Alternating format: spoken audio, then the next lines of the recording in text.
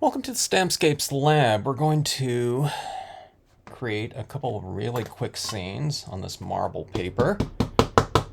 Probably people are sick of watching me do this, but what I did on the Friday Night Live was I really kind of saturated this paper and took it as far as I could with a lot of depth, but we lost a lot of the character of the paper, so that's what I usually do when I'm experimenting with these new types of surfaces. New for me is that I kind of use them minimally, and then I see how far I can kind of take it, and then I find, whatever, I kind of make my judgment on kind of, maybe an ideal way to use certain types of these papers. And for this one, I think going a little bit minimal is best. So keeping things nice and simple and keeping it nice and light and airy is a really good way to go.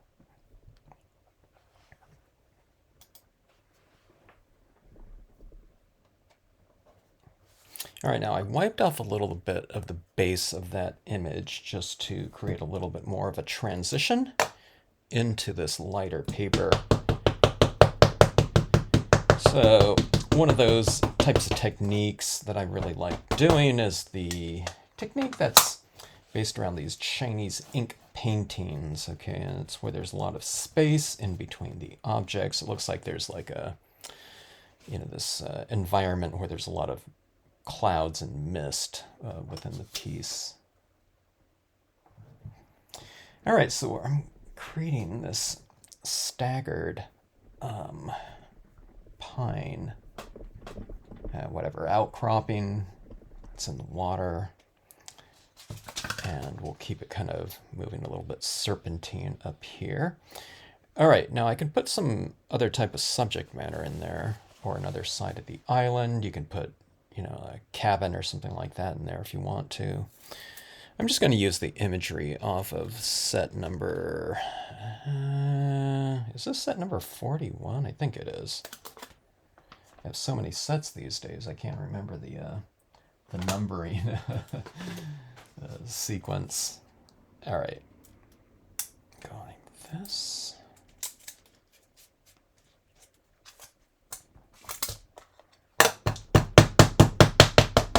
And we'll shoot this in real time just so you can see the speed of the creation of this piece.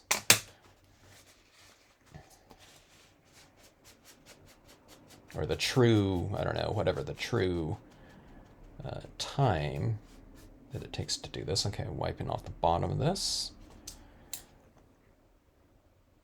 Wondering if I took off too much, we'll see. If I took off too much, it'll just look like it's in kind of a thicker bank of, mist or fog. All right, something like that. So you can see everything's transitioning from lighter at the base to darker up top, okay?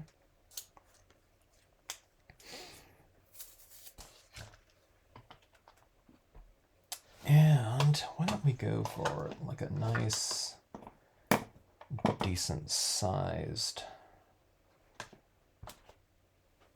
rocky peak here.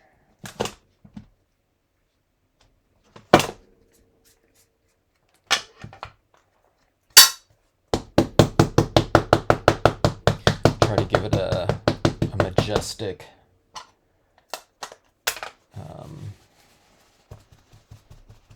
visual.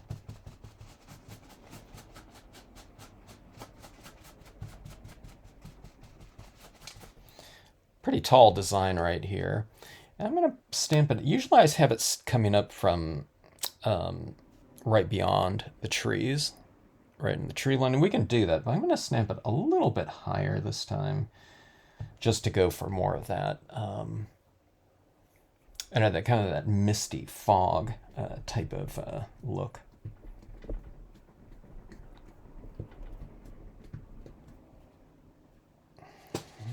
Okay, and I'll do it a little bit out on the edges just to carry this design. This design, by the way, is not in set number 41. It's called Tall Peak. Okay, so you're just getting that little extra right there, and then I'll stamp a little bit of this side. Right here. And what you do is you just overlap that, a little bit to a 1/4 inch or so. If you go more, then that's fine. But you can see that just carries that design out to the edges really easily. And let's see, I have these 3 different moose. Everyone always asks me for moose. Moose designs. So it's like I finally got around to it. If I'm doing a moose or, a design, I'm going to do several of them. So I have 5 of them on this set.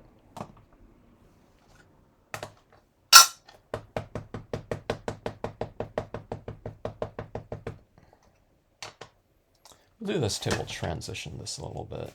I'll wipe off some of that reflection and go up about midway up the legs.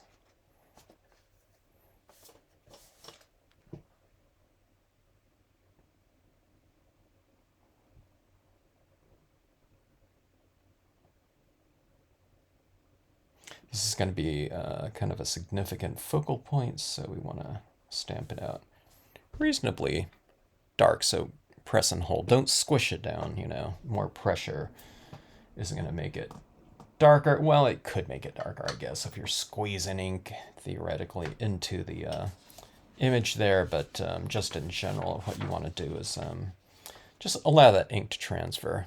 All right, now let's finish this off really fast. And you can see the darker areas on these designs, okay?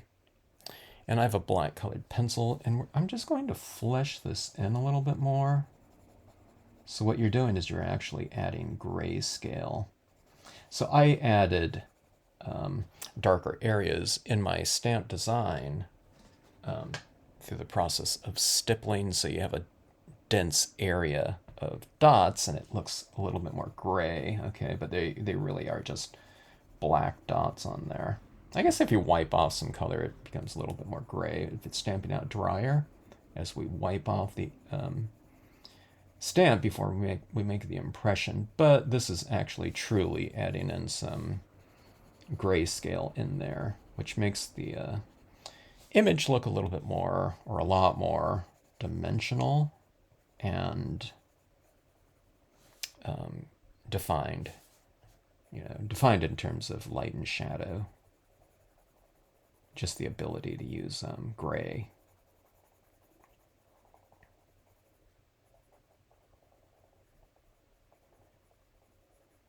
What I'm doing is I'm going for a little bit darker up top, and I'll have it lighter down below. Now, if anything didn't stamp out dark enough, oops, I wiped it off too much, you can always add it back in with the pencil in a very controlled manner. You can add as much darkness as you want.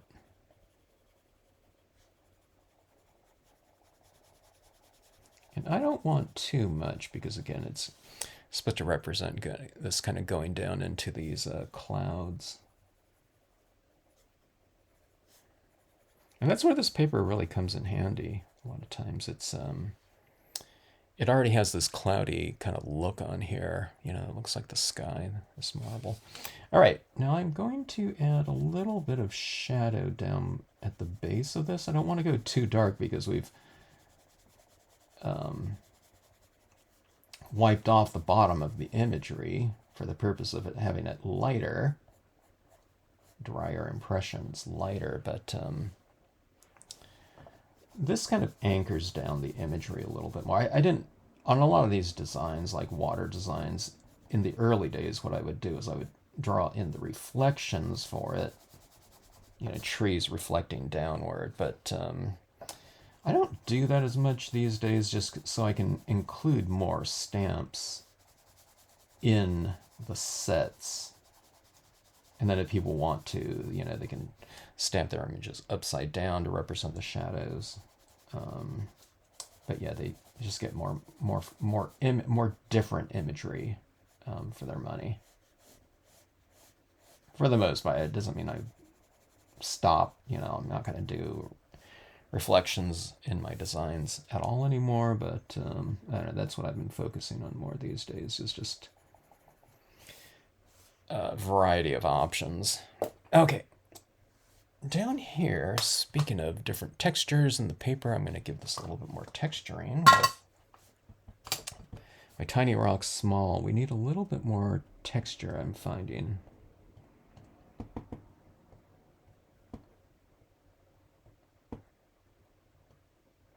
It also adds continuity, textural continuity. So put some of this little texturing like that here and here in the foreground, and I can add it way in the background as well.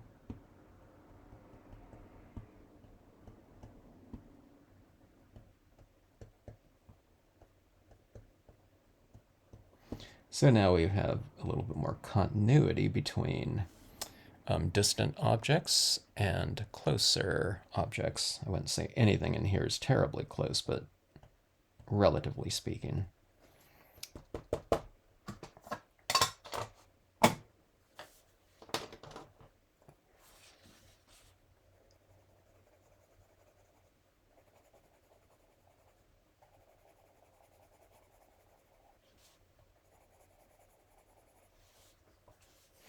All right, I think we're just about done there.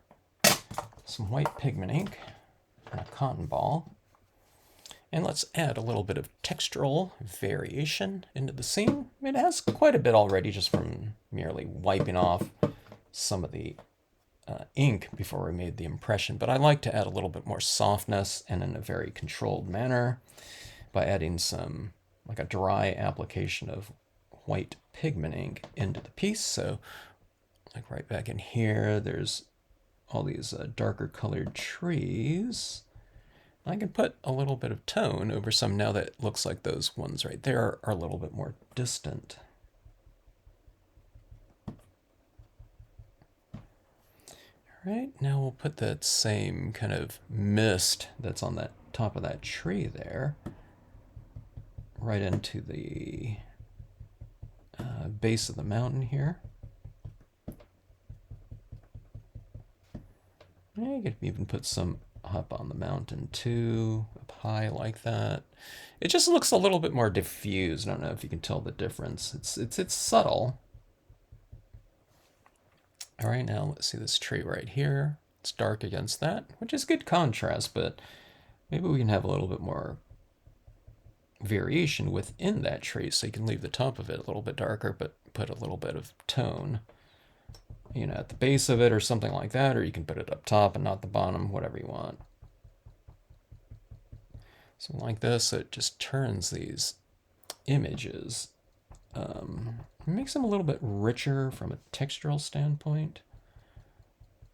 Here's some light coming through these trees. It kind of makes it look like it's glowing to me.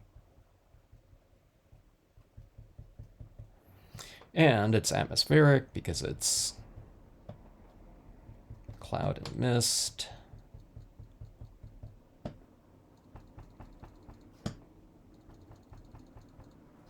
I'll even put some, right over that moose a little bit.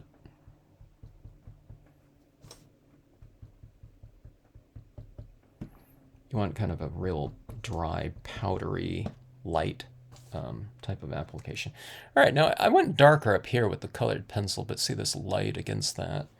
I'm going to put a little bit of this white pigment ink up there just to vary that a little bit.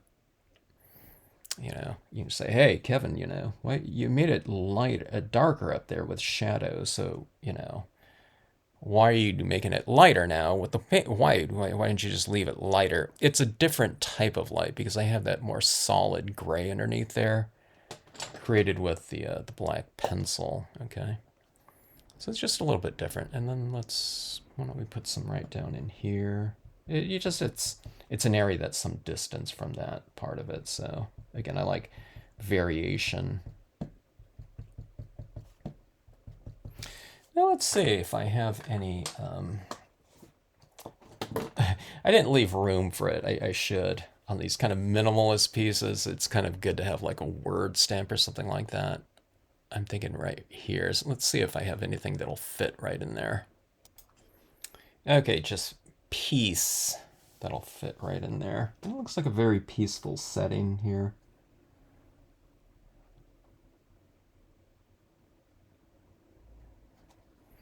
Have that right there. And if I were to mat it off, it would be just my standard little bit of a white border with a silver, I think. And we have something like this. You can add a little bit more color to it, but for something like this, kind of a fun little quick card and quick application with a lot of space in between your imagery. We got background, midground, foreground like that. You go from darker to lighter, or sharper, darker to softer at the base. So you get a little bit of variation in there. And stamping it on the marble paper, you have the benefit of really not having to go in and do anything on that background. Unless you want to, you can certainly enhance certain things. If you want this to be blue up here or something like that, and the mountain to be a different color, and blue down the water, you can still do that, you know, with pastels or pastel pencils or chalks or something like that, colored pencil. But you don't have to do too much to it for, you know, to just have it inherently a little bit more interesting than working on a white piece of paper. So anyways, thanks for watching. Hope you enjoyed it. And yeah, existing pre-printed papers for quick cards, even half-page types.